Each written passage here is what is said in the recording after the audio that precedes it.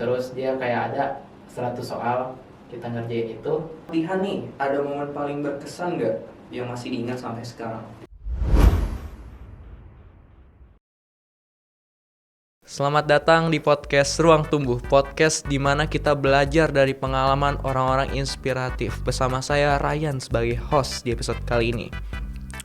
Nah, episode kali ini spesial banget nih. Kita kedatangan peserta cerdas cermat 4 pilar MPR RI tingkat provinsi. Mari kita sambut Hafiz Maulana. Halo guys. Oke Hafiz, bisa ceritain sedikit apa sih cerdas cermat 4 pilar MPR itu? Jadi yang belum tahu cerdas cermat 4 pilar MPR RI ini itu apa? Jadi cerdas cermat ini adalah cerdas cermat yang dibuat oleh MPR itu sendiri. Karena MPR ini punya fungsi atau dia harus punya kewajiban untuk memasyarakatkan yang namanya itu 4 pilar. Jadi yang belum tahu 4 pilar MPR itu apa, itu terdiri dari Pancasila, Undang-Undang Dasar, NKRI, sama Bhinneka Tunggal Ika. Seperti itu guys. Makanya lomba ini ada ya, hadir. Betul-betul. Apa alasan utama kamu mutusin buat ikut lomba ini? Jadi alasan utama aku sih ada beberapa ya.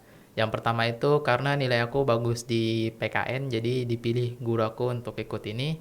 Terus karena emang aku cenderung agak suka ke hal-hal politik gitu, jadi makanya karena kita sendiri kan masyarakat Indonesia, kita kan harus punya tanggung jawab untuk meningkatkan rasa cinta kita ke tanah air Indonesia. Karena itu kita harus menambah ilmu juga lah, memahami tentang Indonesia itu sendiri. Makanya aku ikut lomba ini. Terus habis itu karena lomba ini juga udah terkurasi oleh Puspresnas guys. Jadi bisa dipakai lah buat kita. Berarti udah bagus banget ya lomba Bagus ini. banget, bagus. Berarti dari apa yang tadi kamu bilang, berarti nggak ada seleksi ya? Jadi emang dipilih aja, ditunjuk sama guru. Itu tergantung sekolah masing-masing sih. Jadi ya kalau gurunya kayak gitu ya gitulah. Jadi ya berarti teman-teman yang pengen ikut tuh minimal PPKN-nya harus bagus ya? Betul guys. Oke. Kamu kan lolos ke tingkat provinsi nih. Boleh nggak kasih tahu bagaimana mekanisme tingkat kotanya? Jadi oke, aku jelasin dulu ya. Jadi untuk tingkat kotanya itu sendiri, kita kan bakalan dijadikan satu tim. Satu sekolah itu satu tim yang berisikan, satu tim itu ada 10 orang. Jadi nanti 10 orang itu bakalan diikuti lomba online. Terus dia dipantau oleh Zoom dari MPR-nya itu sendiri. Jadi nanti kita bakal ngerjain seperti dibuat presentasi gitu. Kita ngerjain kayak CBT gitulah. CPT. Terus dia kayak ada 100 soal, kita ngerjain itu, dan minimal kita kalau mau lanjut ke tingkat provinsi harus benar 90. Jadi 90 nilainya 90 ya, itu minimalnya. dari satu soal.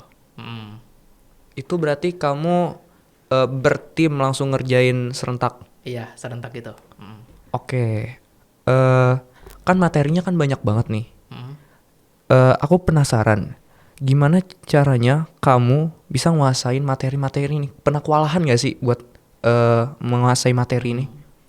Tentunya sih kalau kewalahan sih pernah ya, soalnya itu materinya sih banyak banget. Terus habis itu kalau materi-materinya sendiri ini udah tersedia guys. Kalian bisa cari aja di bahan sosialisasi 4 pilar MPR RI. Itu emang semua yang nyampe dari kota, provinsi sampai nasional itu ada semua di situ harusnya. Udah disediakan. Ya udah disediakan. Jadi kalian tinggal belajar aja lah. Baiknya gimana lah, siapin strategi kalian gitu guys. Oke Hafiz, gimana sih caranya ngebagi waktu antara sekolah dan lomba ini? Tentunya kalau dari tim aku sendiri sih ngebagi waktunya itu kita kan udah tahu kita lanjut tingkat provinsi. Jadi setelah kita tahu itu kita bakalan dispense dari sekitar jam 8 sampai jam 3 sore nyampe pulang. Oh, Untuk belajar bareng gitu.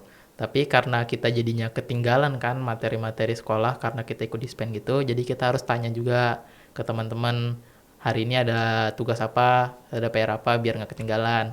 Kalau udah di rumah baru kita kerjain tuh PR-nya dulu atau tugasnya dulu, baru belajar buat lomba, jangan belajar buat lombanya dulu. Karena nanti itu kan kewajiban kita juga kan. fokus tugas. kewajiban dulu ya, Iya, baru betul. ke lombanya ya. Betul. Oke Hafiz, kan dari tadi yang kamu bilang, kamu ngerjain tugas dulu baru kayak siapin. belajarnya sejam 2 jam gitu kan sebelum tidur kan. Itu apakah salah satu strategimu, apa ada strategi lain nggak biar lebih mateng buat ngafalin materinya? Kalau dari aku sendiri ya, dari pribadi aku sendiri itu nyiapinnya itu paling kalau buat menghafal ya. Banyak kan hafalannya kan kita harus ngapalin pasal-pasal juga tuh guys. Semua pasal Undang-Undang Dasar NRI itu kita harus hafalin. Jadi tapi dibagi sih sama tim aku. Jadi strateginya itu kalau tim aku ngebagi beberapa pasal itu bersepuluh tuh dibagi bagian mana aja baru dihafalin. Tapi itu pun tetap masih banyak kok guys. Jadi buat pribadi aku sendiri, aku ngebaginya itu jadi kalau misalkan aku lagi ngafalin nih, Ya. udah nggak masuk ke otak lagi, udah berhenti aja dulu, istirahat aja dulu sekitar 10 atau 5 menit. Terus abis itu baru aku hafalin lagi. Nah terus misalkan selain materi hafalan gitu, aku eh, belajar-belajar juga. Tapi selain materi pasal-pasal sih aku belajar-belajar yang di bahan sosialisasi itu banyak.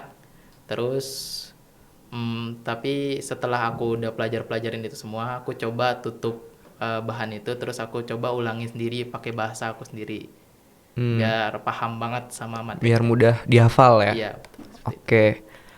Selama latihan nih, ada momen paling berkesan nggak yang masih diingat sampai sekarang? Banyak sih ya.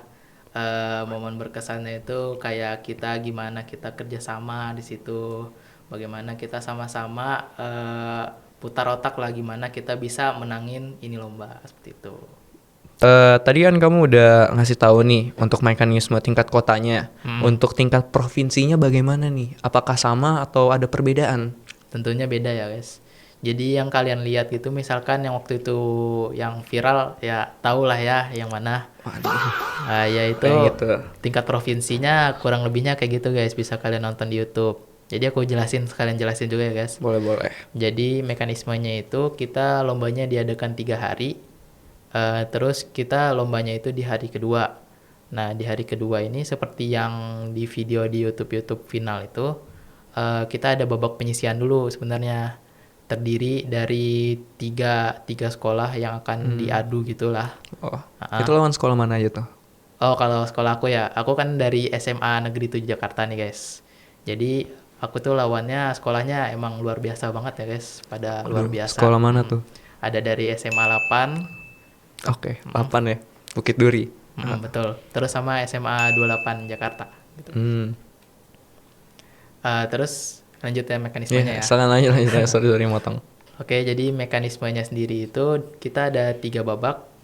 Di babak pertama itu ada kita disuruh spin dulu lah.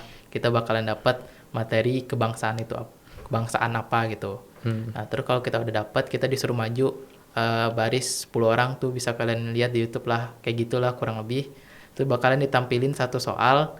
Biasanya soalnya itu modelnya kayak ngasih contoh gitu. Contoh tentang apa atau apa saja. Jadi biar kebagian semua tuh ngejawab satu orang satu per kelompok jawabannya. gitu. Iya, Terus untuk yang babak duanya itu ada babak tematik. Jadi kalian kayak bakalan debat gitu guys. Tapi nggak ada lawannya ya. Jadi kalian cuman memperkuat argumen kalian aja. Bakalan dapat pro atau.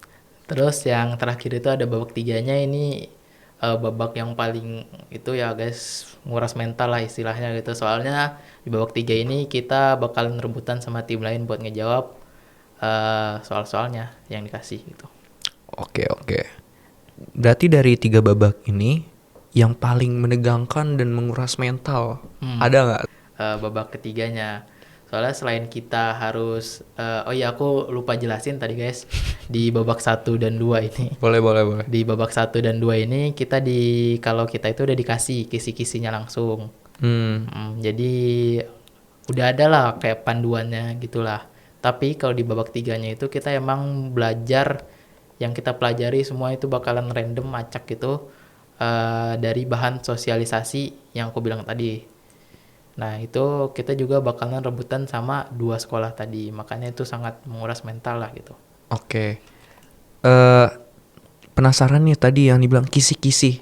Itu berarti hari H itu dikasih kisi-kisi harus dihafalin. harus Iya. dimengerti. Jadi kayak kita pas kita udah dikasih di hari pertama, nanti malamnya itu kita bakalan diskusi lah, diskusi per kelompok gitu buat ngebahas kisi-kisinya, terus ngebagi siapa aja yang mau ngomong tentang ini, ngebagi-bagi tugas lah seperti itu. Oke, oke. Dari mendengar kisah kamu tuh kan panjang banget kan dari awal sampai akhir. Siapa sih yang paling mendukung kamu dalam lomba ini? Sebenarnya banyak sih ya. Tapi pertama-tama terima kasih kepada Tuhan Yang Maha Esa karena rahmatnya saya bisa mengikuti lomba ini. Terus yang kedua kepada orang tua terima kasih karena udah selalu mendoakan aku dimanapun aku berada, kapanpun dan saat ikut lomba ini. Terus terima kasih juga kepada guru-guru, terutama guru pembimbing Pak Anton dan Ibu Evi, terima kasih. Apalagi Pak Anton yang udah menemani dari awal, membantu sangat banyak untuk menyiapkan materi-materi lomba ini. Persiapannya ya. Terus pada teman-teman juga terima kasih untuk udah maulah berkontribusi atau bekerja sama agar mendapatkan hasil yang terbaik walaupun belum jadi pemenangnya, guys. Tuh. Oke. Kamu ada pesan nggak buat siswa yang ingin ikut lomba ini di tahun depan? Tentunya kalian kalau mau kalian bisa langsung aja seperti yang aku udah kasih tips tadi. Kalian bisa lihat kalau mau ikut lomba ini bisa ada materinya di bahan sosialisasi itu, karena materinya dari tahun ke tahun mungkin selalu ada di situ, cuman diganti-ganti aja, kalian pelajari aja. Terus juga kalau mau kalian bilang aja ke guru kalian, Pak ada atau Bu ada ini nggak, nanti ada lomba ini nggak, kalau ada saya pengen ikut dong, biar kalian langsung di-tag-in lah gitu biar ikut lomba ini. Cari-cari info ya. Cari info juga gitu guys. Oke, jadi kamu kan udah ikut lomba ini kan? Belajar tentang mendalam tentang kebangsaan. Ada nggak sih pelajaran yang kamu pelajari dari sini, dari kompetisi ini? Tentunya banyak sih ya. Apalagi karena cerdas cermat ini kan beda banget nih sama yang ada di buku PKN biasa guys. Jadi kita banyak dapat pengalaman sama materi-materi baru yang gak kita dapetin di sekolah.